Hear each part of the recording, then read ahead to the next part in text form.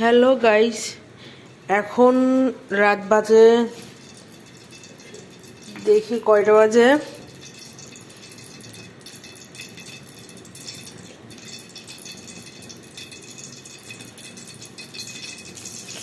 এখন রাত বাজে 11:59। এখন আমার ছোট মেয়ের ক্ষুধা পাইছে, এই জন্য কি করতে এসছে, আন্ডা ভাজি করতে এসছে। খাবে কি দিয়ে সেটা তো বলতে পারছে না। দেখে আস, তাড়াতাড়ি দাও তাসফিয়া। তানার সাথে আছে তাসফিয়া এত রাতেই আন্ডা ভাজি করার জন্য, আর আছে আমি। তানহা তুমি ডিস্টার্ব করো না, সরে যাও। এই তানহা বেবিটা খুব, তাসফিয়া এই আন্ডাটা তেলের উপর দিতে যায়, হাতটা পুড়াই ফেললো। তানহা, তুমি এখন এত রাতে এই ডিম পোস্টে কি দেখাবা? তাসফিয়া দেখো, এই বাটির মধ্যে খাসির মাংসটা আছে, ওটা ফ্রিজে নর্মাল রেখে আসো, ভালো বসালো আজকে।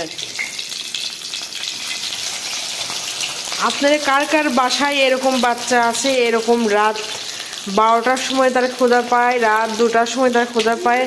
আপনারা কিন্তু কমেন্ট করে জানাবেন, কারণ প্রতিদিন রাতেই আমি যখন ঘুমিয়ে পড়ি তখন আমার ছোট মেয়ে এগুলা করে।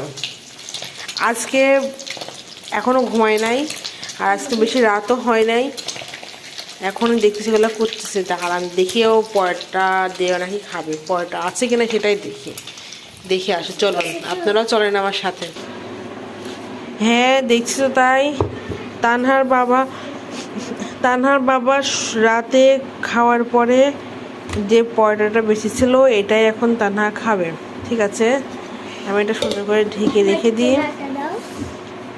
আর এই দেখেন দুষ্টু বাচ্চা, আর এই যে উপরে ফ্যান চলতেছে, এই ঠান্ডার মধ্যে শীতের মধ্যে ফ্যান চালায়, এই দুষ্টুমিগুলো হচ্ছে। যাই হোক, আপনাদের কার কার বাসায় এরকম দুষ্টু বাচ্চা আছে আপনারা আজকে কমেন্ট করে জানাবেন। আর আজকের মতো বাই বাই, টাটা, কালকে আবার দেখা হবে। আল্লাহ হাফেজ।